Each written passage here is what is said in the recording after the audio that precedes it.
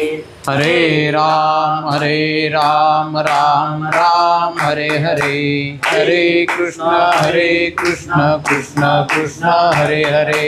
हरे राम राम राम हरे हरे, हरे कृष्ण कृष्ण कृष्ण हरे हरे। हरे राम राम हरे हरे, हरे कृष्ण कृष्ण कृष्ण हरे हरे। वक्रतुंड महाकाय सूर्यकोटि समप्रभ निर्विघ्नं कुरु मे देव सर्वकार्येषु सर्वदा।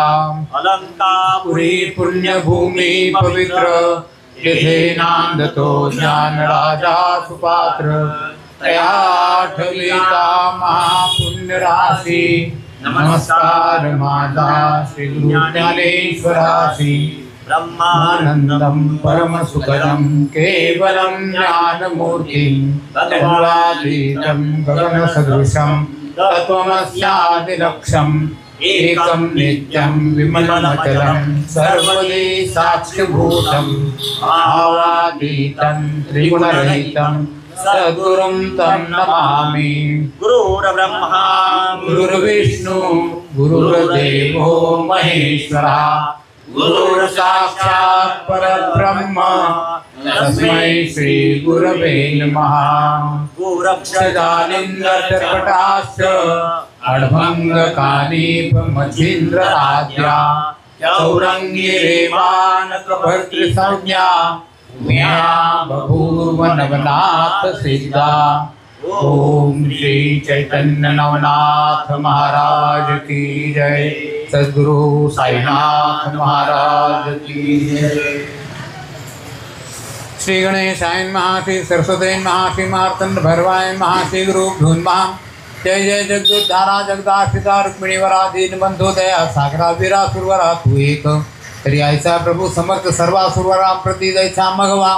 तरी आता कृपार्णवा ग्रंथाधरी एका नागली अध्यायी कथन चौरंगी वैसे तपा कारण उपरी गोरक्ष मच्छिंद्र नंदन गिरनार गिरवे पोहोचले।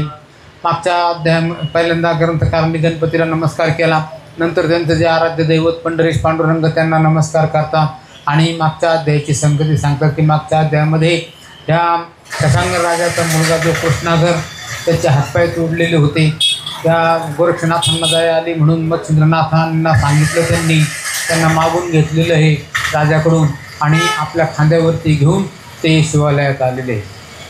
तिथं आल्यानंतर त्यांनी त्यांच्या जखमा वगैरे साफ केल्या आणि गिरनार पर्वतावरती जात असताना ते तिथून निघालेले पहिल्यांदा बद्री केदारावर आले. तिथं महादेव शंकरांचं दर्शन घेतलं त्यांनी आणि तिथंच एक गुहा पाहिली, त्याच्यामध्ये ह्या मुलाला ठेवलेलं आहे. त्याचं नाव मच्छिंद्रनाथांनी सांगितलं म्हणून चौरंगीनाथ असं नामकरण स्वतः गोरक्षनाथांनी केलेलं आहे आणि तिथं त्यांचं तपश्चर्या सुरू झालेली आहे. त्या गुहेच्या दारावरती एक मोठा दगड ठेवलेला आहे शिळा आणि त्याच्याकडे लक्ष द्यायला सांगितलं. चामुंडांना सांगितलं यांना फळं पाणी पुरवा. त्या पूर्वीच होत्या पण मात्र यांचं लक्ष त्या शिळेवरती, न जाणू ही शिळा खाली पडेल आणि आपलं त्याचा आत्मघात होईल आणि मग मात्र आपल्याला परमार्थ नाही आणि प्रपंचही नाही परमार्थही नाही. तुका दोहीकडे चोर, धड परमार्थही नाही आणि धड प्रपंचही नाही. अशा पद्धतीनं त्यांनी ते फळं बिळं खायचं सोडून दिलेलं आहे. एकटक लक्ष लावलेलं आहे. हळूहळू मग काय झालेलं आहे, त्यांचं शरीरातलं ही मांस आटून गेलेलं आहे. फक्त असे सापळा राहिला मीठ आहे फक्त आणि त्यांची तपश्चर्या अशी चाललेली असताना इकडं मच्छिंद्रनाथ गोरक्षनाथ गिरनार पर्वतावरती गेले. तिथं गेल्यानंतर दत्तांना मोठा आनंद झालेला आहे. जसं बाळाला पाहिल्यानंतर आईला आनंद होतो तसं दत्त माऊलींनी आनंद प्रगट केलेला आहे. त्यांना आपल्या जवळ घेतलं, त्यांच्या मुखावरून हात फिरवला आणि बऱ्याच दिवसानंतर मच्छिंद्रनाथा तुमचं हे आगमन इथं झालेलं आहे. मग नाना गोष्टी विचार प्रसंग तीर्थगमनादी योग संयोग सुखदुःखादी सकळ प्रयोगा एकमेका निवेदिले. आसन वसन भोजन शैनी विविध मच्छिंद्र मुनी जैसे अर्भकाता धुले मनी माय नातळती होईना. ऐसे मोहाचे परिक्षणमास लोटले ते गिरी या परी गोरक्ष सदनांतरे तीर्थस्नानी जलपत असे. अनेक दिवसापर्यंत मच्छिंद्रनाथ गोरक्षनाथ दत्तगुरूंच्या जवळ राहिलेले आहे आणि एके दिवशी त्यांनी आज्ञा विचारली आणि त्यांनी आज्ञा दिलेली आहे की काय हरकत नाही, आता तुम्ही तुमच्या मार्गावरती जायला काय हरकत नाही, म्हणून ते पुढंच निघालेले आहेत. मग तो दत्ता कारण म्हणे महाराजा आत्रेनंदन तीर्थ केले साधू दर्शन करावया महाराजा, तरी आम्हा आज्ञा द्यावी आता लंघून येतो मही धुंडाळलेल्या संगम प्रवाही साधू मिरवती. महाराज मच्छिंद्रनाथा तुम्ही तीर्थयात्रेला जा आणि वेळोवेळी आपल्या भक्तांचं कल्याण करा, तिथं जाऊन त्यांना प्रबोधन करा, त्यांचं अज्ञान नष्ट करा आणि त्याच्यासाठीच आपला साधूचा जन्म राहतो. लोक पवित्र होण्यासाठी आपलं पाप धुण्यासाठी तीर्थस्नान करतात, पण मात्र तीर्थ अशा साधू संतांची वाट पाहत राहतात की कधी माझ्याकडे हे साधू संत येतील, या ते क्षेत्रामध्ये स्नान करतील आणि ह्या क्षेत्राला पवित्र करतील. तो ज्या गावी मूर्तिमंत अवतार राशी प्रतापादित्य त्रिविक्रम नावे नृपनाथ धर्म प्राधिनांत तसे गजवाजी रथ संगती जयाची सेना परिमिती, तरी अधर्मनाशार्थ निगती सैन्य सिंधू मिरवला. त्यांनी त्या ठिकाणी जात असताना त्यांना हे प्रयाग तीर्थ लागलेलं आहे. प्रयागराजावरती गेल्यानंतर त्यांनी त्या संगमावरती स्नान केलं आणि तिथं शिवालयामध्ये गेलेले, तिथं त्यांचं मुक्काम पडलेला आहे. आणि त्याच दिवशी नेमकं काय झालेलं आहे, संध्याकाळच्या वेळेला तिकडं गावामध्ये मात फुटली की इथला जो राजा आहे त्रिविक्रम त्याचं निधन झालेलं आहे. राजा फार दयाळू होता, प्रजेचं तो खूप चांगल्या पद्धतीनं पालन करायचा आणि असा राजा मृत्यू पावलेला पाहून त्या लोकांना प्रजेला खूप वाईट वाटलेलं आहे. पण ठेवून काय करणार, त्या पद्धतीने त्यांनी लगेच ते सरण वगैरे तयार केलं. आणखीन त्याच्या चितेवरती ठेवण्यासाठी ती अंत्ययात्रा निघालेली आहे. आणि हे ज्या ठिकाणी मच्छिंद्रनाथ आणि गोरक्षनाथ ज्या जिथं उतरलेले आहे ते ठिकाण असं उंच होतं आणि खाली ते मसनवटी होती. त्या मसनवटीतलं सगळं दृश्य वरती ह्या मच्छिंद्रनाथांना आणि गोरक्षनाथांना दिसू लागलेलं आहे. ऐसे परी राजसंपत्ती परी उदरी नाही संतती, तैशात देह धरा निगती प्राप्त झाला बळत्वे. परी तो राजा सुगम प्राज्ञ परोपकारी आराध्य मूर्तिमंत जयाचे संधान पाळीत असे नेटका. त्याचे राज्यात 52 वर्ण कोणी न देखो अकिंचन, संत आलिया करती पूजन सकळ जगी मिरवती. त्या राजाची प्रजा पण खूप सुखी होती. सगळे काही देवमार्गी लोक होते आणि आलेल्या अतिथींचा साधू संतांचा मोठा आदर सत्कार करायचे आणि सगळे श्रीमंत होते. त्या ठिकाणी ईश्वराचं भजन पूजन राहतं, त्या ठिकाणी लक्ष्मी हटत नाही. तत्पर तुझ्या या जे ध्यानी अक्षय त्यांचे सदनी, लक्ष्मी वास करी दिन रजनी रक्षित संकट वारुणी ऐसा येई बा. दत्तगुरूंचे वर्णन आहे, साईरूप असणार दत्ताचं वर्णन आहे की त्या ठिकाणी सदाचार आहे, धर्म आहे, त्या ठिकाणी लक्ष्मी कमी पडत नाही. अशा पद्धतीने हे त्रिविक्रम राजाचं राज्य होतं आणि त्या राज्यामध्ये सगळेजण चिंता रहित होते. फक्त राजाला फक्त चिंता होती, ते म्हणजे त्यांच्या पोटी काही मुलबाळ नव्हतं. आणि अशाच अवस्थेमध्ये त्यांचं वय झालं आणि मग काळ काय कोणासाठी थांबत नाही. त्याचं वय झालेलं असल्यामुळं राजांचं निधन झालेलं आहे. लोक मोठ्याने शोक करतायत आणि हा शोक ह्या गोरक्षनाथ मच्छिंद्रनाथांच्या कानावरती गेला. वरती शिवालय होतं, त्या शिवालयामध्ये बसून हे सगळ्या गोष्टी पाहत होतात. गोरक्षनाथांना फार कळवळा आलेला आहे, मच्छिंद्रनाथांना पण खूप कळवळा आला. या राजाला जर यांची जर एवढी कीर्ती आहे तर ह्या राजाला आपण जिवंत करून टाकू आणि ह्या प्रजेचंही कल्याण होईल, राजालाही काही आयुष्य मिळेल. म्हणून त्यांनी अंतरामध्ये ध्यान लावलं आणि पाहिलं तर त्या ठिकाणी राजा हा ब्रह्मत्वाला मिळून गेलेला होता. आता काही त्याला जिवंत करता येणं शक्य नाही, प्रत्येक गोष्टीच्या मर्यादा राहतात. आणि मग ते तसेच गप्प बसलेले. गोरक्षनाथाला मात्र काही चैन पडेना. तो म्हणतो की गुरुजी हा एवढा मोठा राजा आहे सदाचरणी, तर याला जिवंत करावं असं मला वाटतं. मच्छिंद्रनाथांनी त्यांना फक्त खून केली की भाऊ गबस, काही बोलू नको. गोरक्षनाथांना मोठं वाईट वाटलेलं आहे, एवढं मी चांगला विचार मांडलेला आहे आणि गुरुजी एका क्षणात आपल्याला गप्प बसवतात.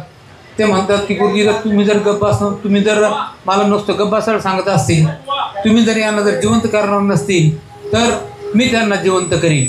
असं म्हटल्यानंतर या मच्छिंद्रनाथांनी मनामध्ये विचार चालवला की काय आहे, किती याचा अट्टहास आहे. ते क्षेत्र महान प्रयागस्थान उभय संतरती, त्या कारण तो गृहग्रही दुःख निमग्न शोकाकुलित मिरवले. आपटे ती बाळ रुद्री व्यक्त करून बंबाळ, आहा त्रिविक्रम राजभूपाळ सोडून गेला म्हणतात. ऐसे परी एकची आकांत नारी नराधी बोलती समस्त, ते पाहून मच्छिंद्रनाथ परमचित्ती कळवळला. हा सगळा शोक पाहून त्या दोघांचंही मन द्रवलेलं आहे. आणि मच्छिंद्रनाथांनी त्यांना जिवंत करण्याचा विचार केला, पण ते काही शक्य नव्हतं. गोरक्षनाथांनी ते मनावर घेतलं, विनंती केली गुरुजींना की गुरुजी यांना जिवंत करा. गुरुजींनी काही मनावर घेतलेलं नाही. पण गोरक्षनाथांना मोठा राग आलेला आहे. गोरक्षनाथ म्हणतात की काय गुरुजी येतो, माझं नेहमी ऐकतात, आज मात्र त्यांना काय झालं, माझी गोष्टसुद्धा ऐकून घ्यायला ते तयार नाही. मग सद होनी मच्छिंद्रनंदन परतता झाला ग्रामातून, परी मच्छिंद्राहून गौरनंदन कळवळला स्वचित्तात. सगळेच स्कंदी वाहून चतुर्थ येथे झाले शिवालयात, सवे अपार्दन विष्ठित शोक सिंधू उपासिती. आता एवढ्यापर्यंत ते सकाळी त्यांचं निधन झालेलं होतं. संध्याकाळच्या वेळेला त्यांची ती अंत्ययात्रा त्या स्मशानामध्ये आली. लोक मोठ्या मोठ्याने शोक करत आहेत. त्यांना पण मोठा कळवळ आलेला आहे. पण मात्र मच्छिंद्रनाथांचं काही तिथं काही चालेना आणि गोरक्षनाथ तर काही गप्प बसेना. शेवटी गोरक्षनाथ विचार करता की आपले गुरु जर आपलं ऐकत नाही तर आपणच असं करू, आपणच त्यांना जिवंत करू. म्हणून त्यांनी त्याचं ते मच्छिंद्रनाथांना म्हणतात, म्हणे जरी तुम्ही न उठवाल याते, परी मी उठविल स्वसामर्थ्ये. मच्छिंद्र म्हणे तुझे सामर्थ्य त्यास उठवाया नसे की, ऐसे ऐकून गोरक्ष बदलते म्हणे याच्यासाठी वेचिन जीवित, परी सुखी करीन सकळ जनात. ते निश्चयसी महाराजा गोरक्षनाथांना मोठं कळवळ पण आलेलं आहे. ते म्हणतात गुरुजी तुम्ही जर जिवंत करीत नसतील मी त्यांना जिवंत करतो. मच्छिंद्रनाथ सांगतात की अरे बाळा, तू त्याला जिवंत करू शकत नाहीस. आणि त्याचं कारण काही त्यांनी सांगितलेलं नाही आणि यांनी पण काही विचारलं नाही. पण यांना मात्र मोठा अपमान वाटला की आपले गुरुजी म्हणतात की जिवंत करीत नाही, मी का जिवंत करू शकत नाही, मला काही येत नाही का? अहो तुम्हीच मला शिकवलेली विद्या आहे ती संजीवनी, आणि मी जिवंत करू शकत नाही म्हणजे काय? त्यांच्या मनाने तसा उलटा अर्थ घेतलेला आहे. त्यांनी काही पूर्ण शहानिशा केली नाही आणि ते बोलून गेलेले आहे. ते म्हणतात महाराज तुम्ही जर याला उठवीत नसाल मी यांना उठवीन, आणि जर मी जर नाही उठवलं त्यांना थोडंसं आपल्या विद्येचा अपमान वाटलेला आहे तो, किंवा गुरुजी आपली मुद्दामच थट्टा करतात का काय? त्यांना माझं सामर्थ्य काय आहे दाखवून दे. आहे त्यांच्याच बळावरती आहे.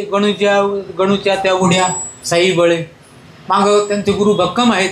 आणि तुम्ही जर म्हणता तुम्ही जर जिवंत करीत नसाल मी त्यांना जिवंत करीन असं ते बोलू लागलेले आहेत. जरी ऐसा बोला संमत, जरी न माते न घडे नाथ, तरी रवरव भोगेन कोटी वर्षात कंबे बाके महाराजा. जरी न उठवे माझे निराजा, तरी अग्नीत ओपिन शरीर ओजा. हाती सिद्धार्थ पण माझा निश्चय वरील असे. ऐसे बोलतात उडोत्तर वचन, मग बोलता झाला मच्छिंद्रनंदन. आवत्सा शोधा बिन व्यर्थ काय बदलाचे. ते बोलून गेलेले, तर मी जर यांना उठवलं नाही तर मी अग्निकाष्ठ भक्षण करीन आणि माझे पूर्वज नरकामध्ये जाऊन पडतील, मी स्वतःसुद्धा रवरव नरकामध्ये पडन. आणि मग मात्र मच्छिंद्रनाथांच्या डोळ्यात नाश्रू व्हायला लागलेले. त्या काय बोलून गेलेलं आहे. अरे बाळा, तुझ्या अगोदर मला काही कळत नव्हतं की ते, मला तर सगळं कळत होतं, पण मात्र तो राजा ब्रह्मत्वाला मिळालेला असल्यामुळं मी त्यांना उठवलेलं नाही. आणि तू मात्र हा शोध घेतला नाही, साधं विचारलं सुद्धा नाही का तुम्ही उठवीत नाही. वास्तविक पाहता त्या वेळेला ह्या गोष्टीची शहानिशा व्हायला पाहिजे, चर्चा व्हायला पाहिजे. तू मात्र असं काही बोललेलं नाही आणि असं बोलून गेला की मी त्यांना जर उठवलं नाही तर मी अग्निकाष्ठ भक्षण करीन. आणि आता खरोखरच तुला अग्निकाष्ठ भक्षण करावं लागतील, कारण की राजा ब्रह्मत्वामध्ये मिळून गेलेला आहे. हे ज्या वेळेला गोरक्षनाथांनी ऐकलं त्यांनी पुन्हा ध्यान लावलं आणि ध्यानामध्ये आढळलं गुरुजी तुम्ही म्हणतात ते खरं आहे. मग आता मला जाण्याशिवाय पर्याय नाही. लगेच त्यांनी लाकडं वगैरे गोळा करायला लागलेले आहेत, शरण राचायला लागलेले आहे आणि सिद्धता केलेली आहे की आता आपण अग्निकाष्ठ भक्षण करून जळून मरून जाऊ. आणि इकडं खाली स्मशानामध्ये त्या त्रिविक्रम राजाचं प्रेत संस्कारसुद्धा चाललेला आहे. मग म्लान करून आपले वदन म्हणे आता अग्नी घेईन, मग प्रत्युदक तेथून उठत काष्टाला घे मिळविले. ते पाहून मच्छिंद्रनाथ परम झाला भयभीत, चित्ती म्हणे हा प्राणा ते चुकणार नाही द्यावया. देणे वडे आणण्याकरता चक्षु काढून आपले हाता, तोसविली विप्रता निबरघट्ट हा असे. मग मात्र मच्छिंद्रनाथांना कळून चुकलं, हा आता याचं लाकडाच्या सरण रचीन, त्याच्यावरती उडी घेईन आणि मरून जाईन. कारण हा मोठा पक्का गुरु भक्त आहे. अहो ज्यांनी गुरुसाठी वडा पाहिजे म्हणून त्या ब्राह्मणाच्या बाईला डोळासुद्धा काढून दिला होता. निबरघटे हा, याला काही वाटणार नाही, हा खुशाल मरून जाईल. मग मात्र आपल्याला हे चांगलं लक्षण नाही. आपल्या समक्ष आपल्या शिष्याचा मृत्यू व्हावा असं कोणत्या गुरुला वाटेल, कोणत्या वडिलांना आपल्या मुलाचा आदर पावेल. मग ते मात्र विचार करतात की आता आपणच याच्यासाठी काहीतरी हे केलं पाहिजे.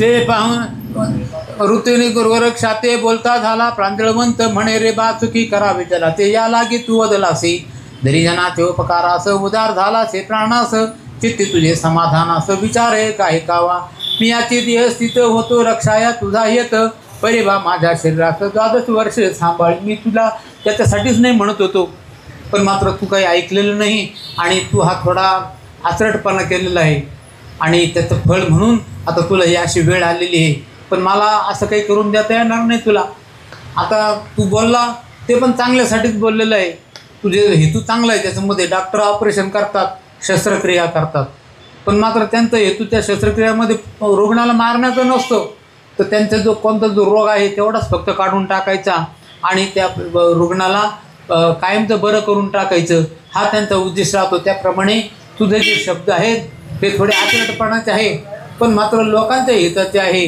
म्हणून मी त्याच्यासाठी तुला ते अनुमोदन देतो तुझ्या त्याच्याबद्दल गौरव करतो आणि तू म्हणलास त्याच्यासाठी आता एक मार्ग फक्त शिल्लक आहे तो म्हणजे परकाया प्रवेश तो जो त्रिविक्रम राजा आता थोड्याच वेळामध्ये सरणावरती ठेवलं जाणार त्यांना आज्ञाडाग देणार आहे ते एवढ्या याच्यामध्ये मी असं करतो मी स्वतः मरतो मच्छिंद्रनाथ म्हणतात मी स्वतः मरतो माझा जो प्राण आहे तो इथून निघन मी काही ते मंत्रजाप वगैरे करून संजीवनीचे मी त्याचे आवाहन तिथं त्या त्रिविक्रम राजाच्या शरीरामध्ये करीन त्रिविक्रम राजा तिकडे जिवंत होईल माझा आत्मा तिथं जाईल आणि हे जे माझं शरीर आहे ते इथंच तुझ्यासमोर शिवालयामध्ये मृत्यू म्हणून पडून राहील मात्र त्याला सांभाळण्याची तू व्यवस्था कर 12 वर्षापर्यंत मी त्या त्रिविक्रम राजाच्या शरीरामध्ये राहील कारण दुसरा पर्याय नाही राहिलेला आता तेवढा एकच पर्याय आहे परकाय प्रवेश त्याप्रमाणे मी जाईन ऐसे बोलता मच्छिंद्रनाथ अवश्य म्हणे गोरक्षक म्हणत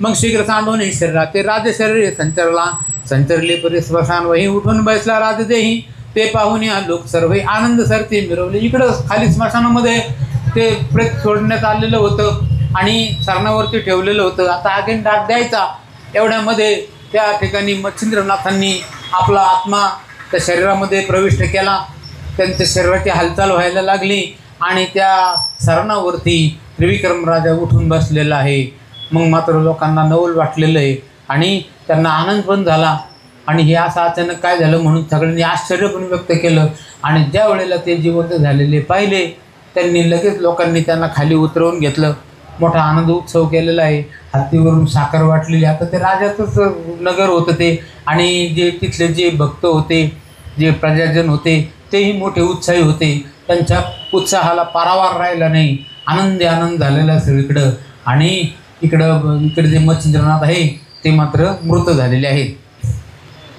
एक म्हणती आयुष्य होते काळे हरण केले जिवंत चुकारपणे समजून मागते जीव विले राया ते ऐसे बहुधा प्रकरणी अंधवत असे जगाती वाणी परम ते हरसे करून स्वस्थाना ते पावले मग तिथं जे गुरुजी आलेले होते त्यांना विचारलं की महाराज आता अशी घटना झाली घटना चांगली झाली आपला राजा जिवंत झाला तर आता स्मशानातून कसं मागं जायचं मग त्या गुरुजींनी मार्ग सांगितलेला आहे की एक कणकेचा पुतळा करा तो जाळून टाका कारण की तिथवर आल्यासारखी काहीतरी केलं पाहिजे त्यांच्यामध्ये ती शास्त्रामध्ये तशी तरतूद आहे त्या पद्धतीनं गुरुजींनी सांगितलं त्याप्रमाणे तिथे ते कणकेचे पुतळा केला तो जाळून टाकला आणि मग तिथून हे सगळे लोक आनंदाने आपल्या राजवाड्यामध्ये आलेले आहेत म्हणे माये राजा करता आणि प्रेरिती धरून ममता मम गुरु मच्छिंद्र केला करता राजा द्या कारणे हेरीकडे शिवालयात सशिष्य झाला गोरक्षनाथ रक्षाव्या गुरुते प्रेत स्थानाला गे विचारी आता सगळे लोक आनंदाने निघून गेलेले आहेत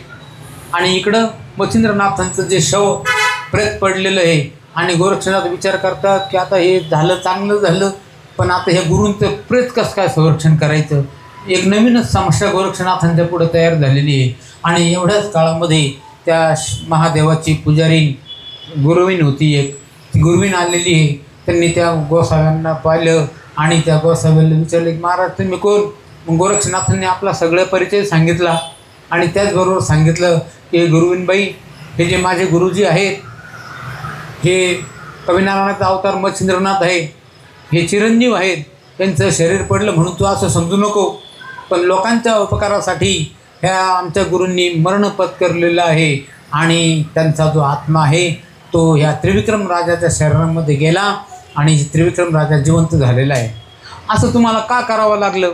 असं गुरुजींनी विचारल्यानंतर तो सगळा इतिहास गोरक्षनाथांनी सांगितला की बाई, मी गुरुजींना साकडं घातलं की ह्या राजाला जिवंत करा, पण गुरुजींनी काही जिवंत केलं नाही, कारण राजा ब्रह्मत्वाला मिळून गेलेला होता, तो आता पुरात जिवंत होणं शक्य नव्हतं. मग म्हणून त्याच्यासाठी मी अग्निकाष्ठ भक्षण करून अशी शपथ घेतली आणि मला तारण्यासाठी आणि जगाच्या उद्धारासाठी गुरूंनी परकाया प्रवेश केलेला आहे. त्रिविक्रम राजाच्या शरीरामध्ये ते गेले, त्रिविक्रम राजा जिवंत झाला आणि आमचे गुरुजी मात्र मृत झालेले आहे. आणि ही मुदत 12 वर्षाची आहे.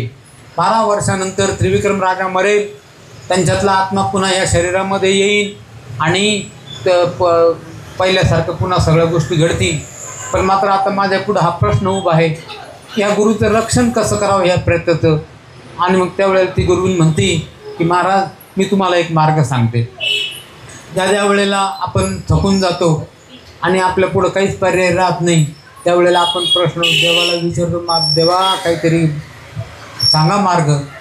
कृष्ण भगवंताला सुद्धा अर्जुनाने विचारलेलं आहे. अहो सगळे लोक म्हणतात तुम्ही लढाई करायला पाहिजे, आणि हे तर माझे समोर आजी मामा सासरे आमचे धमके सगळेजण ज्यांनी मला अंगा खांद्यावरती वागवलं, त्यांच्यावरती मी कसा बाणाने प्रहार करू? तेव्हा मला खरं काय ते सांगा. मग त्यांनी जी शंका विचारलेली आहे ती कशी आहे? कार्पण्य दोष हो भत स्वभावा पृच्छामि त्वां धर्म सम्मूढ चेता यश्रेयस्या निश्चितं ब्रूहितं मे शिष्यस्ते हम साधुनां प्रपन्न. हे केशवा, मी तुझा जर खरोखर भक्त आहे असं जर तुला वाटत असेल तर याच्यामधून मी काय करावं नेमकं हे तू मला सांग. आणि मग कृष्ण भगवंतांनी पुढे गीता सांगितली. तसंच इथं पण झालेलं आहे. गोरक्षनाथांनी प्रार्थना केली, गुरुजी अहो याच्यातून मला आता मार्ग दाखवा. तुम्हीच दाखवणारे आहे, पण मात्र आता तुम्ही सदैव नाही, तुम्ही हा देह सोडलेला आहे. पण मला माहिती आहे तुम्ही अंश रूपाने चेतना रूपाने आहे, सूक्ष्म देहाने आहे, लिंग देहाने आहे. आणि त्या गुरुविनीने जसं काय तिच्या तोंडून देवच बोललेलं आहे, तर ते म्हणते की गोरक्षनाथा, हे जे काही सगळं झालेलं आहे हे जगाच्या उपकारासाठी झालेलं आहे, जगाच्या कल्याणा संतांच्या विभूती. त्यांनी जे अंगावरती हे घेतलं तर माझं पण काहीतरी कर्तव्य लागतं की माझ्या परीने मी त्यांना मदत करावी. तर मी तुम्हाला सांगते एक मार्ग आहे.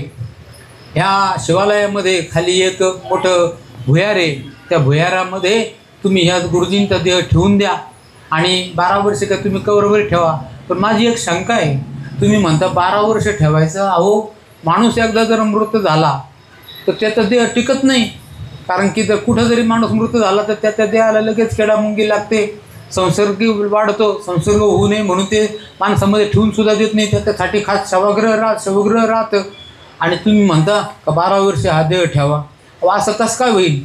त्यावेळेला गोरक्षनाथ तिची शंका दूर करतात की हे जे माझे गुरुजी आहेत हे दत्तगुरूंनी शिक्षण दिलेले कविनारायणाचा अवतार असणारे, मत्स्याच्या पोटी जन्माला आलेले पहिले नारायण, प्रथम भागी दत्ताचे बाळ असे हे मच्छिंद्रनाथ आहे. आणि ते अमर आहे, चिरंजीव आहे, त्यांच्या देहाला हे काहीच होणार नाही. तशा पद्धतीचे आम्ही रसायन, काही जाळ्या मुळ्या हे सगळं मी त्याला लावलेलं आहे. तर त्याची काही तू चिंता करू नको, फक्त पुढं सुरक्षित ठेवायचं एवढं दाखव. आणि त्या गुरुविनीनं सांगितल्याप्रमाणे त्यांनी दोघांनी तो देह उचलला, ते भुयाराचं दार उघडलं, त्याच्यामध्ये नेऊन ठेवला, व्यवस्थितपणाने पुन्हा दार बंद करून घेतलं. आणि गोरक्षनाथ तिथंच मुक्कामी थांबले. गुरुविनबाई गेल्या निघून त्यांच्या सेवाधाममध्ये. आणि मग इकडं हे देह त्यांचा अशा पद्धतीनं त्या शिवालयाच्या भुयारामध्ये आहे. ठाव लक्षण तेथ प्रेत त्यात ठेवतसे, प्रेत ठेवणी गुहाग्रात मुखाच्छा दिले त्वरता त्वरित, ग्रहलक्षणी पुन्हा आलो यात येऊन या बैसला. बैसे परी सेवकांता म्हणे महाराजा गोरक्षनाथा, 12 वर्षे दक्षिण प्रेता निश्चय केलासे, केला परी बोले शरीर कैसा राहील सात्वकार, 1 दिन नवे संवत्सर 12 निश्चय केलासे. का 1 वर्षच काय, 12 वर्ष सुद्धा माझ्या गुरुजींचा देह हा व्यवस्थित राहील.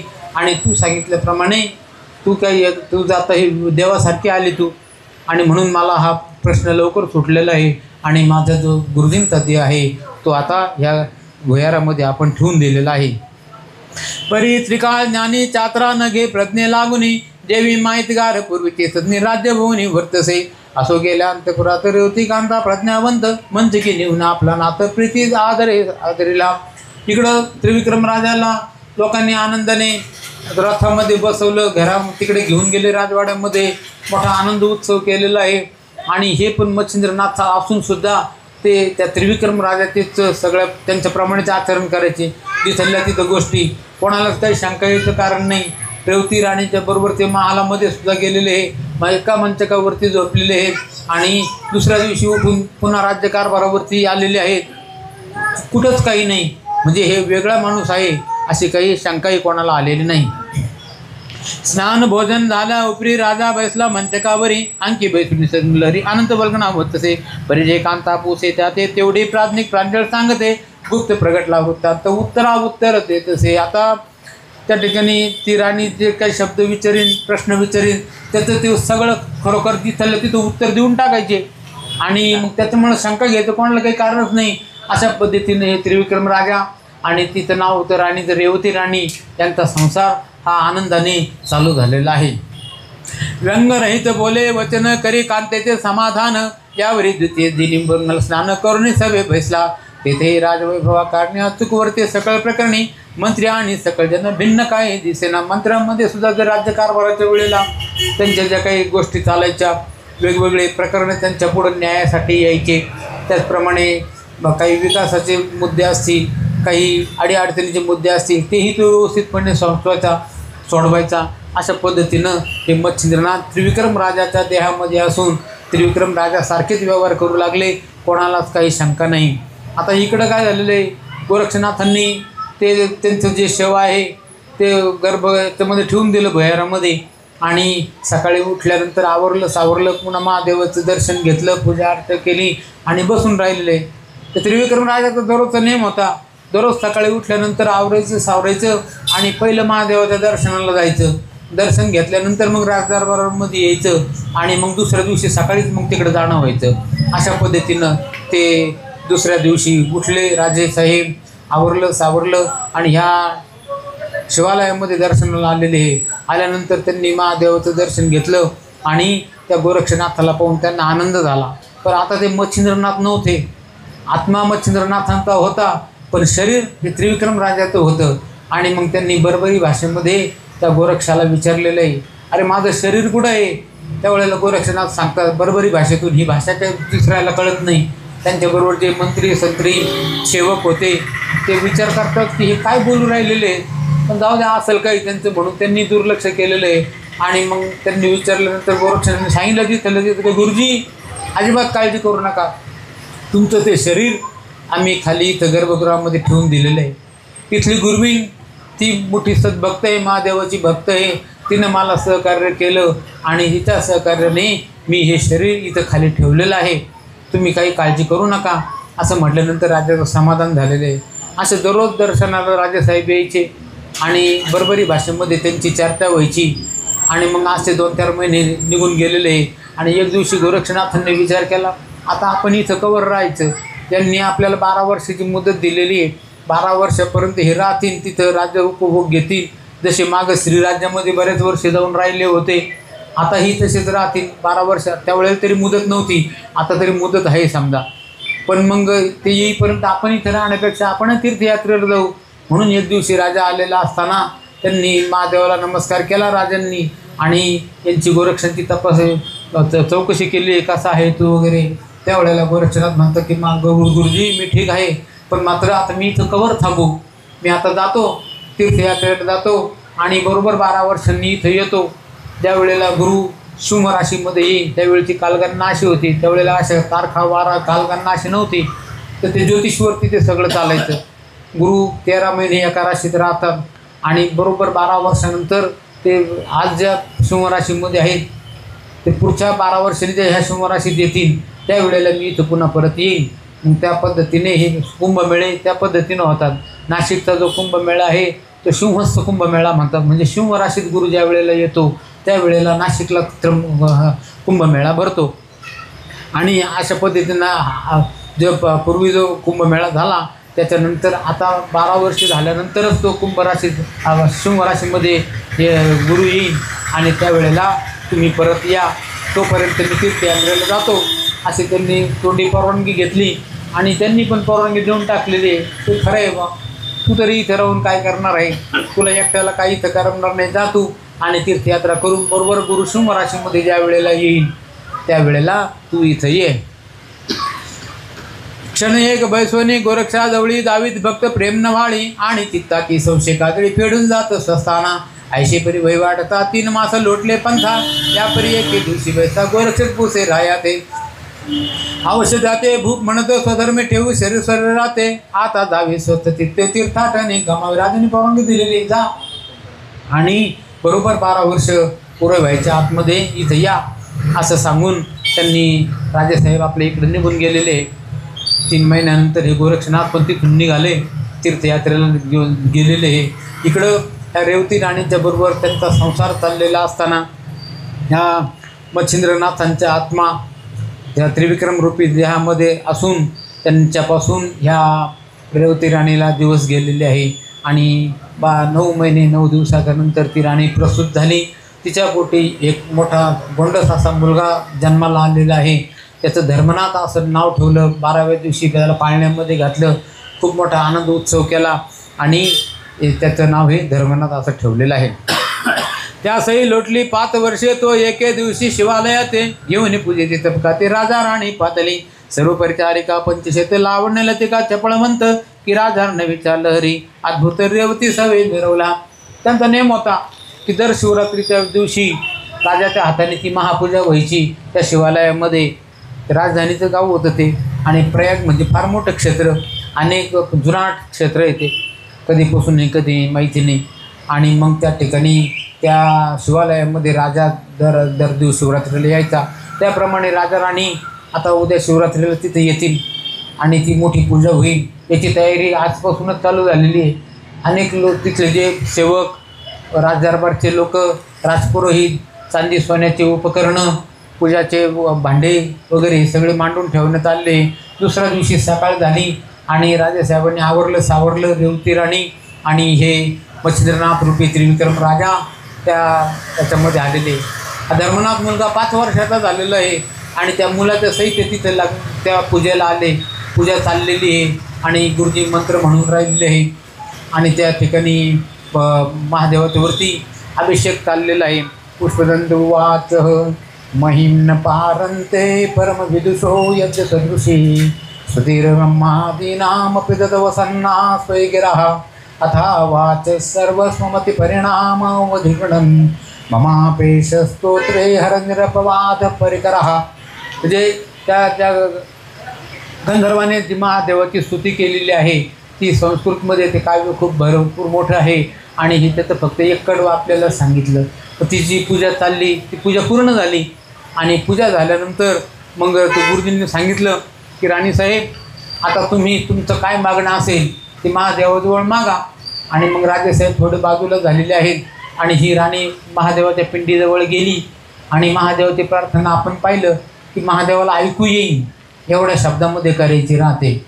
आणि त्या पद्धतीनं ती म्हणली की महादेवा अहो हे जे काही तुम्ही मला सकळ वैभव दिलेलं आहे त्याच्याबद्दल मी तुमची खूप आभारी आहे, पण मात्र हे जे माझं सौभाग्य आहे हे असंच अखंड राहू द्या. मला राजाच्या अगोदर मरण येऊ द्या, अहेव मरण येऊ द्या. आणि ही गोष्ट नेमकी जी गुरवीण होती तिला अधिकार होता तिथं जवळ राहण्याचा, ती तिथं शेजारीच उभी आहे आणि ती ऐकून राहिलेली आहे. आणि राणी महादेवाला ऐकू येईन अशा शब्दामध्ये आवाजामध्ये प्रार्थना करते की महादेवा माझं हे सौभाग्य हे राहू द्या आणि मला अहेवपणी मरण येऊ द्या, राजाच्या अगोदर मरण येऊ द्या, सवासीन म्हणून मला जगू द्या.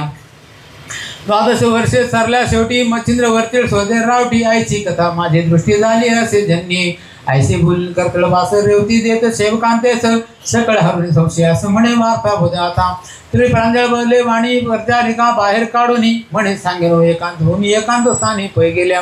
ही जी प्रार्थना आहे या गुरुविणीनं ऐकलं, तिला हसू आलेलं आहे. अरे ही राणी मुळातच विधवा आहे, यांचे जे पती त्रिविक्रम हे तेव्हाच मृत्यू पावलेले आणि आता जे आहे ते त्रिविक्रम नाहीत, हे मच्छिंद्रनाथ आहे. आणि ही म्हणते की मला अखंड सौभाग्य राहू दे आणि राजाच्या अगोदर मरण येऊ दे. अहो राजा कधीच गेलेला आहे. आणि ही गोष्ट ऐकल्यानं तिला हसू आलेलं आहे आणि ते हसणं त्या राणीच्या नजरेतून काय सुटलेलं नाही. ती राणी म्हणते की का हसलेस, त्यावेळी ती म्हणते काही नाही, उडवाउडवीची उत्तर द्यायला लागली. आता काय सांगावं यांना, खरं सांगितलं तर गोष्टी कुठल्या कुठं जातील. पण मात्र राणी पण हट्टाला पेटलेली आहे, खरं सांग का हसली म्हणून. म्हणे मायवो याची ठाई अच्छा दिला मच्छिंद्र देई, तरी मै विचारून घागरे दृष्टीने पाही का. ऐसे बोलून करतळ वास देवती देत शैवकांत्यास सकळावरणे संशयाचं म्हणे वध वार्ते आता. एकांतल्या गेल्यावरी बोलती झाली शैवनारी, म्हणे माई तू वासीन स्वदेही काही नाहीस जाणपा. राजा विक्रम मृत्यू पावला त्यात तेही मच्छिंद्र संचरला, आपला देह तेथे साडला शिवालया माघारी. अहो तुम्ही आता जर खरं जर नाही सांगितलं तर मी तुला शासन करीन. आता ती गुरुबीन घाबरली, कारण की शेवटी काही जरी असलं तरी आपली जी रोजीरोटी आहे ती रोजीरोटी टिकली पाहिजे. आणि मग तिला असं वाटलं की ही राणी आता खूपच आपल्याला आग्रह करून राहिलेली आहे आणि न जाणून एखाद्या वेळेला आपल्याला हे नोकरीवरून काढून टाकतील किंवा आपल्याच भाकरीवर गादा येईल. म्हणून मग ती म्हणते की बाईसाहेब अहो तुम्हाला काय सांगू, आता काहीतरी आहे सांगितल्याशिवाय तुला अजिबात मी सोडणार नाही. मग तिनं विचार केला की आता हे सांगूनच टाका, कारण की उद्या तरी काहीतरी सांगावं लागेल. उद्या जर आपल्याला यांनी तुरुंगामध्ये टाकून दिलं किंवा दुसरा काहीतरी आळ घेतला तर आपलं हे सगळं काही जे चाललेलं आहे हे सगळं वायाला जाईल. म्हणून मग तिनं त्या दबावाखाली त्याचप्रमाणे त्या स्वतःची नोकरी टिकण्याच्या हेतूने तिनं ते कबूल केलेलं आहे. ती म्हणते की सांगेन पण यांच्यासमोर नाही सांगता, इकडे बाजूला या. राणीनं पण त्यांना विश्वासात घेतलं. राणीला खास वाटलं की ज्या आरती असली त्या आरती याच्यामध्ये काहीतरी आहे. आणि मग तिनं बाजूला घेतल्यानंतर त्या राणी साहेबाला सांगितले, म्हणजे राणी साहेब अहो तुम्ही खुशाल म्हणता की बा माझं सौभाग्य टिकू दे, सवासीन म्हणून मला मरू दे, आई हो पण मरण येऊ दे. अहो पण तुमचे जे राज्य आहे त्रिविक्रम हे कधीच गेलेले आहेत. त्यावेळेला त्यांचा देह अंत्यसंस्कारासाठी तिथं नेलेला होता. त्यावेळेला मच्छिंद्रनाथ गोरक्षनाथ वरती शिवालयामध्ये बसलेले होते आणि गोरक्षनाथांनी त्यांना गळ घातली की ह्या त्रिविक्रम राजाला जिवंत करा. आणि त्याप्रमाणे मच्छिंद्रनाथांना सुद्धा वाटलं होतं जिवंत करावं, पण ते राजा अगोदरच ब्रह्मत्वामध्ये मिळून गेलेला होता आणि त्याला काही जिवंत करता येणं शक्य नव्हतं. गोरक्षनाथांनी कोणताही मागचा पुढचा विचार न करता सांगितलं की मी जर यांना जिवंत नाही केलं तर मी अग्निकाष्ठ भक्षण करीन. आणि मग त्यांची ती सगळी परिस्थिती पाहून त्यांचे जे गुरु हे मच्छिंद्रनाथ कविनारायणाचा अवतार ते सुद्धा मनामध्ये चाकाटलेले की विचार करतात की याला जर आपण जर आता काहीतरी मार्ग नाही काढला तर हा मरून जाईल आणि हा अग्निकाष्ठ भक्षण करायला सुद्धा कमी करणार नाही, हा स्वतःला जाळून घेईल आणि मग आपल्यावरती तो अपवाद येईल. एवढे मोठे गुरुजी असताना सुद्धा त्यांच्या शिष्याने अग्निकाष्ठ भक्षण केलेले. म्हणून मग त्यांनी तो मनामध्ये विचार केला आणि त्याला एकच मार्ग काढला, तो म्हणजे परकाया प्रवेश. मग मच्छिंद्रनाथांचा मृत्यू झालेला आहे, त्यांचा जो आत्मा आहे तो तिथून निघाला, त्रिविक्रम राजाच्या शरीरामध्ये आला आणि ते जिवंत झाले. आणि आज जे तुम्हाला सुख मिळतं, तुम्हाला जो धर्मपुत्र मुलगा झालेला आहे हा तुमचा मुलगा नाही, हा खरा मच्छिंद्रनाथांचा मुलगा आहे, त्रिविक्रम राजाचा सुद्धा मुलगा नाही तो. आणि या सगळ्या गोष्टी ऐकल्यानंतर राणीचं मन जे आहे ते भरकटलेलं आहे. तिने लगेच सांगितलं चला आपण पहिले आता घरी झाला पहिल्यांदा, कारण की एवढा मोठा मनाचा विचार सहन करणं सोपं नसतं, मानसिक आघातच झालेला आहे तो. आणि त्यांनी सगळं तिथलं आवरलं, पूजापाठ संपला, ते घरी आलेली आहे. आणि इकडं गुरुजींनी पण पूजा अर्चा सुरू केली, त्यांचं जे व्यवहार चाललेले आहे. आणि ही राणी रात्री विचार करून राहिलेली आहे की काय करावा. हे आपल्या हातून हे एक प्रकारचं पापच झाल्यासारखं आहे. आपल्याला माहिती नव्हतं, अजाणतापणानं झालेलं आहे, पण मात्र ते पापच आहे. आणि त्याच्यासाठी आपण काय करायला पाहिजे आता. आणि शिवाय ही एक दुसरी भीती आहे कोणती, तर हे सगळं सुख जे आहे याला आता मर्यादा आल्या. आपल्याला वाटलं होतं की हे सगळं कायमचं ठिकाण, आपण आता अमरच आहोत. पण मात्र ते 12 वर्षानंतर मच्छिंद्रनाथ तिकडं हे त्रिविक्रम राजा मरतील, त्यांचा जो आत्मा आहे तो मच्छिंद्रनाथांच्या देहात जाईल, आपण पुन्हा विधवा होऊ. त्यावेळेला हा धर्मनाथ मुलगासुद्धा लहान असेल आणि मग आपल्यावरती पुन्हा मागच्यासारखीच वेळ येईल. म्हणे मायवो याची ठाई अच्छा दिला मच्छिंद्र देही, तरी मै विधारण गर्भगृही निज दृष्टीने पाही का. ऐसे बोलून दावून तेथे शिवालय गेली त्वरते, येरीकडे संशय व तर रेवती स्थाना गेली. तिनं जाण्याच्या पूर्वी त्याची खात्री करून घेतली. तू म्हणती कुठे तो मच्छिंद्रनाथांचा देह. आता तिला प्रेशर दडपणच आलेलं होतं. तिनं ते इथं दार खूप उघडलं भयाराचं, राणीला मध्ये नेलं आणि दाखवलं तर पाहते तर खरोखरच हे मच्छिंद्रनाथांचं शव तिथं पडलेलं आहे. मग मात्र ती घरी आली आणि इकडं त्या गुरुविनीनं पण त्यांचं ते मंदिराचे व्यवहार आहे ते नेहमीप्रमाणे चालू झाले. रात्रीच्या वेळेला राणी मनामध्ये विचार करते घरी येऊन की हे आपल्या हातून अचानकपणे झालेलं आहे. त्याच्यामध्ये करचरण कुटं वा कायजम कर्मजम वा श्रवणनयनजं वा मानसं वा अपराधम विदितं विदितं वा सर्वमे तच्छमस्व जय जय कृणाब्धे श्री महादेव शंभो. म्हणजे माझ्या हातून कळत न कळतपणाने वाणीने काही दोष झाले असतील, हाताने शरीराने कर्मेंद्रियाने काही दोष झाले असतील तर त्याची हे महादेवा तुम्ही मला क्षमा करा. तशीच ही राणीसुद्धा प्रार्थना करते की रेवती राणी की महादेवा वय माझ्या मनीधानी काही नव्हतं आणि ह्या गोष्टी मला माहिती पण नव्हत्या. दृष्टी अडक सृष्टी अडक एक वेळेला नसत्या कळायला तर बरं झालं असतं, त्याचं काही वाटलं नसतं. पण आता कळाल्यामुळं मलासुद्धा अपराधीपणाची भावना झाली आहे. गेली से एकांतासी विचार करी आपले मानसी चित्ती म्हणे पतिव्रता नेमासी दैवे करून नाडले परी संचितार्थ घडणार घडून आले निश्चित परी पुढची आपले इथं विलोकावे आपण तिथं. आता ह्या गोष्टी होऊन गेलेल्या आहेत. गतम न स्वचमी कवर ते धरून बसणार आणि जोपर्यंत आपण मागचा जर विचार करीत राहिलो तर काय होईल, त्याच्यामध्ये आपण अटकून पडू आणि पुढचं जे आहे ते आपल्या हातातच नाही, आपल्याला माहितीच नाही काही. इदमच्या नास्ती परम न लभ्यते, जे हातामध्ये आहे त्याचा आपण उपभोग घेत नाही आणि परंत नास्ती म्हणजे उद्या काय होणार ते कोणालाच माहिती नाही किंवा ते आपल्या हातामध्येच नाही आहे. त्याच्यामुळं आज जे काही चाललेलं आहे याचा आपण योग्य प्रकारे विचार केला पाहिजे, त्याचाच उपभोग घेतला पाहिजे.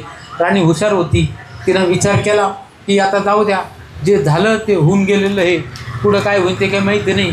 पण मात्र आपल्या हातामध्ये एक गोष्ट आहे. ती कोणती गोष्ट आहे? तिने विचार केला की हे जे मच्छिंद्रनाथांचं जे शरीर आहे त्याला जर आपण नष्ट करून टाकलं तर काय होईल. 12 वर्षानंतर त्रिविक्रम राजाच्या देहामधून मच्छिंद्रनाथांचा आत्मा प्रयत्न करेन तिथून निघण्याचा, पण निघाल्यानंतर त्यानं मच्छिंद्रनाथांचं शरीरच सापडणार नाही, कारण शरीर ठेवणारच नाही आपण, त्याचा आपण नाश करून टाकू. आणि मग मात्र नाईलाजाने मच्छिंद्रनाथांचा आत्मा ह्याच शरीरामध्ये राहील त्रिविक्रम राजाच्या आणि माझं सौभाग्य हे अखंड राहील. म्हणून तिनं पहा एवढ्या पण वेळ आलेली असतानासुद्धा ती असा सकारात्मक विचार करून राहिलेली आहे. कोणाचं नुकसान आहे, कोणाचं नफा आहे हा भाग वेगळा, पण मात्र ती विचार करते कोणाचं काही असू द्या, मी मात्र अमर होईल, माझं सौभाग्य हे कायम टिकन, असं म्हणून तिनं तो विचार पक्का केलेला आहे. दुसऱ्या दिवशी रात्री तिनं तिथं जायचं ठरवलं. एका दासीला बरोबर घेतलं, 2 कामाठी बरोबर घेतलेले हे सशस्त्र हत्यारबंद पहारेकरी आणि तिथं घेऊन गेलेले आहे. गुरुविणीला याच्यातलं काहीच माहिती नाही. गोरक्षनाथ तीर्थयात्रेला गेलेले आहेत आणि त्या रात्रीच्या वेळेला तिथं जाऊन त्यांनी त्या पहारेकरांना सांगितलं हे उघडा भुयार उघडलं. दासीच्या बरोबर ती आतमध्ये गेली. ती पूर्वी एकदा जाऊन आलेली होती, तिला सगळं माहिती होतं आणि सांगितलं की हे मच्छिंद्रनाथांचं शरीर आहे, त्याला बाहेर काढा आणि याचे हे शास्त्राने तुकडे करा आणि फेकून द्या. आता राजाची आज्ञा होती, राणीची आज्ञा, त्यांच्या पुढे ते जाऊ शकत नव्हते. त्यांनी तसंच केलेलं आहे. रात्रीचा वेळ आहे, त्या शिवालयाकडे कोणी जात नाही. मुळात शिवालय हे गावाच्या बाहेर राहायचे पूर्वी, आजबी तसंच आहे आणि तिथं जाण्याचीच कोणाची सोय नव्हती. मग ह्या राणीने त्या पद्धतीनं त्या सेवेकरांना त्या पहारेकरांच्या हाताने ते शरीर बाहेर काढलं. मच्छिंद्रनाथांच्या शरीराचे तुकडे केले आणि ते फेकून दिलेले आहे. मग मात्र राणीला असं वाटलं की आपल्या डोक्यावरचा भार उतरला, मनाने आपण ते मोकळे झालेलो आहोत असं वाटलं. ती परत आलेली आहे आणि राजमहालामध्ये येऊन झोपी गेलेली. याच्यातली गोष्ट त्रिविक्रम राजाला माहिती नाही, ते मच्छिंद्रनाथ रूपी त्रिविक्रम राजा त्यांनाही माहिती नाही. पूर्वी भरत वंश काढून व्यास बिरले केला उत्पन्न, त्याही पुढे कुंतीरत्न त्याचे नेती आचरली. त्रिविक्रम तपोबल आहे म्हणून विवेचे बळ, ते देते गेल्या सावली शीतळ मध्ये लागे मिळेना. आता या ठिकाणी पूर्वीसुद्धा अशाच पद्धतीने नियोग पद्धतीने कौरवांची पांडवांची पण उत्पत्ती झालेली आहे. आपल्या हातून काही आपण मुद्दाम काही केलेलं नाही, पण मात्र हे सभागतीत होऊन गेलेल्या गोष्टी आहे आणि आपल्याला माहिती पडलेलं आहे. तर आता आपण याच्यातून असा मार्ग काढून म्हणणे अशा पद्धतीनं विचार केला. त्या लोकांना बरोबर घेऊन गेली. मच्छिंद्रनाथांचा देह काढला, त्याचे तुकडे केले, फेकून दिलेले आहे आणि घरी येऊन ती झोपलेली आहे. मग भाग टाकून काननाथ विखरून दिले पृथक तरी समान रे समस्त ठाई टाकले परी पाताळपणे रसर रजरजाची न होय मिळवणे आयशा परी त्याशी करून स्वस्थानाशी गेली ते ग्रहाग्रहाचे मुख आच्छादन तैसे होते तैसे करून जेरी घडल्या कारण उमा जागृत झाली तसे आता तिला असं समाधान वाटलं की आता आपण मच्छिंद्रनाथांचं देव तोडून टाकलेलं आहे, आता काही मच्छिंद्रनाथ जिवंत होणार नाही. आणि त्याची आत्मा त्यांचा 12 वर्षानंतर तिथून निघाला तर त्याला शरीर न सापडल्यामुळं तो पुन्हा इथं येईल आणि आपण अमर होऊ. पण इकडं त्या मच्छिंद्रनाथांच्या शरीरावरती पार्वती मातेचं लक्ष होतं, कारण की पार्वती माता त्यांना आपलं बाळ मानित होती. आणि मग त्या आईला कसं काय कर्म, आईच्या मनामध्ये नेहमी बाळाविषयी चिंता राहते. आणि तिला अचानक अशी जाग आलेली आहे, दृष्टांत झाल्यासारखा प्रकार झालेला आहे. आणि पार्वती मातेला झटकन जाग आली, ती पावती मनामध्ये विचार करते की हे काय आहे. तर मग तिला तो प्रकार दिसलेला आहे, स्वप्नात दिसलं म्हणा किंवा तिच्या त्या साक्षात्कारासारखा आढळला म्हणा. आणि ती लगेच आढळल्याबरोबर अरे हे तर आपलं मच्छिंद्रनाथाचं शरीर या लोकांनी तोडलेलं आहे. आणि मग मात्र त्यांनी महादेवाला उठवलं, हो उठा, पाणी आलं आहे, पाण्याचा वेळ झालेला आहे, नळाला पाणी आलं, पाणी कधी भरायचं. आणि मग तिनं जागृत केलेलं आहे महादेवाला. आणि ते महादेवाला म्हणते की अहो महाराज, अहो काय झोपले तुम्ही, अहो आपला मुलगा जो मच्छिंद्रनाथ, अहो त्याचे तुकडे तुकडे करून टाकले त्या रेवती राणीनं आणि तुम्ही खुशाल झोपलेले. सावध झाले महादेव. आणि ते म्हणतात की पार्वती असं व्हायला नको होतं, पण आता असं होऊन गेलं. आता एक काम कर, तू यक्षिणींना बोलावून घे, त्यांना सांगून ते सगळे तुकडे तुकडे गोळा कर आणि ते शिवून त्याचं मच्छिंद्रनाथांचं शरीर तयार कर. पार्वती म्हणली ठीक आहे, निदान एवढा तरी मार्ग तुम्ही सांगितला, काय करावं काय नाही. कारण की माणूस ज्यावेळेला असे संकट येतो त्यावेळेला घाबरून जातो, काय करावं तेच कळत नाही. आणि मग त्यांनी सांगितल्याप्रमाणे लगेच यक्षिणींना बोलवलेलं आहे, त्या चामुंडांना बोलवलेलं आहे. त्या सगळ्या आल्या. त्यांनी तिथं त्या प्रयाग स्थानावरती ते शिवालयाच्या आसपास ते शरीराचे जे तुकडे पडले होते ते सगळे गोळा केले. त्यांनी ते व्यवस्थितपणाने शिवले. आणि मग पार्वती मातेला सांगितलं की आता बाईसाहेब आता याचं काय करायचं. ते म्हणे असं शरीर उचला आणि कैलासाला ह्या वीरभद्राच्या ताब्यामध्ये द्या आणि त्यांना सांगा की याचं रक्षण करा म्हणून. आता त्यांनी काय सांगितल्याप्रमाणे कामं केलेले यक्षिणींनी आणि ते शरीर शिवलं आणि ते त्या वीरभद्राच्या ताब्यामध्ये नेऊन दिलेलं आहे. मग आंबेसी बोलता झाला शिववचन म्हणे माझा आजी गेला प्राण परिवमे यक्षिणी बोलावून सकळ शरीर वेचिका अस्तित्वाच्या मांसासहित रती भाग वेतून समक्त एकत्र करून कैलासात यक्षिणी हस्ती पाठवी अवश्य म्हणून नगात मजा यक्षिणी पातारी विजयध्वजा कोटीचा मुंडा विभाग काजा महिला गे उतरल्या. या पार्वतीच्या आज्ञेवरून त्या यक्षिणींनी सगळं ते शरीराचे तुकडे तुकडे गोळा केले आणि त्याचं शरीर शिवून घेतलेलं आहे. अशी जी कला असते ती फक्त त्या यक्षिणीजवळच होती, ती काही दुसरं कोणाकडं नव्हती. सगळेजण सगळे कामं करू शकत नाहीत. आणि त्या यक्षिणींनी तो देह शिवला आणि पार्वती मातेच्या सांगण्यावरून ते कैलासाला गेल्या आणि तिथे वीरभद्र होते. ते वीरभद्र हे देवांचे सेनापती, त्यांच्या हाताखाली हे 72 कोटी गण तेवढे त्यांचे ते सेनानायक आणि त्यांच्या ताब्यामध्ये ते शरीर दिलेलं आहे. त्यात पाहुनी माय भवानी येता ते सांगे कार्या लागुनी मच्छिंद्र शरीरी समस्त वेतू निसर्गा नावे म्हणतसे कैलासगिरी शिवगण बहुत त्यात वीरभद्र मुख्य नायक त्या हाती गोपून समस्त त्याचं रक्षण दृढ सांगावे. त्यांनी तशा पद्धतीनं ते कार्य पूर्ण केलेलं आहे. तिथं गेल्यानंतर त्या वीरभद्रांनी ते पाहिलं आणि वीरभद्राला मोठा आनंद झालेला आहे. का आनंद झाला, तेव्हा हाच मच्छिंद्रनाथ यांनी आम्हाला हरवलं होतं. आम्हाला जे तुमचे मच्छिंद्रनाथ त्यांनी ह्याच मच्छिंद्रनाथांनी हनुमानजीच्या डोक्यावर पर्वत दिला होता. ह्याच मच्छिंद्रनाथांनी हिंगला मातेच्या ठिकाणी ह्या चामुंडा होत्या त्यांना त्यांचे कपडे निघून जातील इथपर्यंत त्यांनी वाईट अवस्था आणली होती. कारण की हा जो आहे हा काही सामान्य माणूस नाही मच्छिंद्र, पण आता योगायोगाने तो पराधीन झालेला आहे. आता तो आम्हाला सापडला, आम्ही आता याचं जाऊन देणार नाही इथून. आणि मग त्यांनी ते शरीर आपल्या ताब्यामध्ये घेतलं. कारण की हे जिवंत होईल कधी सांगता येत नाही, कारण की ते त्यांचा प्रताप सगळ्यांना माहिती होता. इंद्र चंद्र वरुण यम सगळ्यांना धाक होता आणि हे पुढं मागं कधीतरी जिवंत होतील. आणि यांचा जो शिष्य आहे गोरक्ष त्याला अजून हे माहिती नाही, पण त्याला जर हे माहिती पडलं त्याला काही चैन पडणार नाही आणि तो इथं आल्याशिवाय राहणार नाही आणि त्याला हे कळण बरोबर अंतर्ज्ञानाने किंवा हे तिथं गुरुजींचा जो देह आहे तो हा कैलासामध्ये आहे आणि म्हणून तुम्ही सावध राहा असं म्हणून त्यांनी तो देह ताब्यात घेतला. आपले जे 72 कोटी गण आहे त्यांना सावध केलं आणि सांगितलं की इथं पहारे लावा, कधी पण गोरक्षनाथ येऊ शकतो आणि त्या मच्छिंद्रनाथांच्या देहासाठी तो आपल्याशी लढाईसुद्धा करील.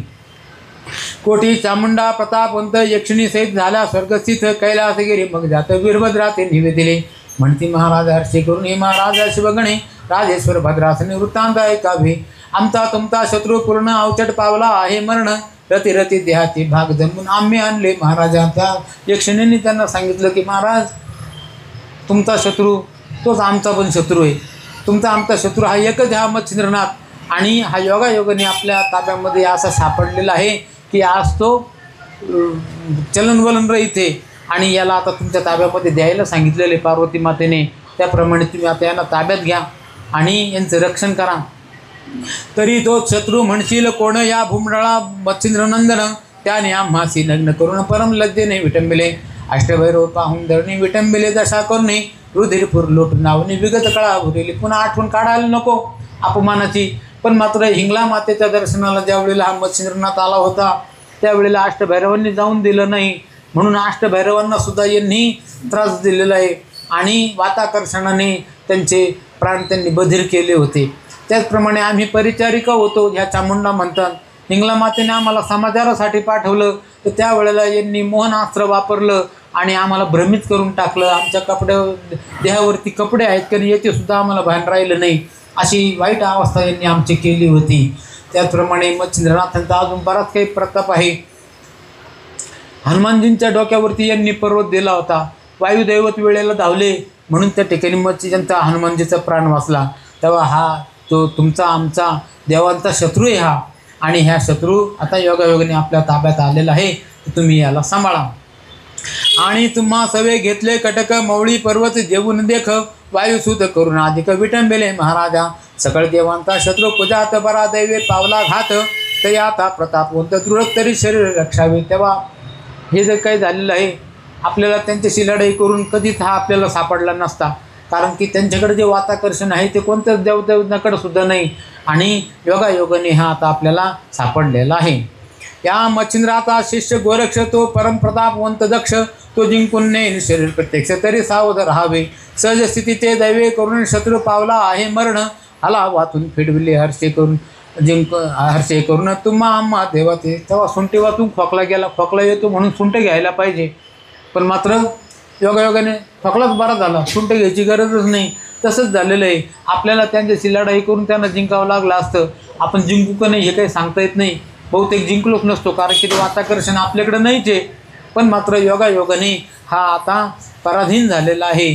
पराधीन आहे जगती पुत्र मानवाचा. ठेवा आता योगायोगाने हा सापडला. तुम्ही आता याचं रक्षण करा. याला फक्त एकच धोका आहे तो म्हणजे गोरक्षनाथांचा. गोरक्षनाथांना ज्या वेळेला माहिती पडेल तर इथं काय आल्याशिवाय राहणार नाही. तेव्हा तुम्ही सावध राहा आणि त्या मच्छिंद्रनाथांचं सध्या तरी देहाचं रक्षण करा. सहज स्थिती दैवे करून शत्रू पावला आहे मरण हलावातून फिरविले ऋण तुम्हा आम्हा देवाते. ऐसे सांगून हर्षयुक्त परिवीरभद्र तोषला आपल्या चित्तात मग भैरवादी समस्त आहा म्हणतात ते. 84 कोटी 72 लक्ष शिवगण प्रतापी महादक्ष मच्छिंद्र शरीर बेष्टून उदित रक्षण करते शरीराते. सगळ्या गोष्टी वीरभद्राने जेव्हा ऐकल्या तेव्हा त्याला फार आनंद झालेला आहे. तो म्हणतो की बरं असंच पाहिजे. हा आता आपल्या हातून असाच ठेवू आणि याचं शरीर काय आपण परत जाऊन देणार नाही कारण ही सगळी घटना पण त्यांना कळलेली आहे. तर त्रिविक्रम राजाच्या शरीरामध्ये मच्छिंद्रनाथांचा आत्मा आहे आणि तो 12 वर्षापर्यंत तिथं राहीन आणि तिथून नंतर तो ज्या वेळेला या शरीरामध्ये यायचा प्रयत्न करीन त्यावेळेला आपण सावध जर राहिलो आणि जर त्यांच्या आत्म्याला जरी ते येऊन दिलं नाही तर आपोआपच सगळं कल्याण होऊन जाईल. परस्पर सगळ्या गोष्टी मिळतील.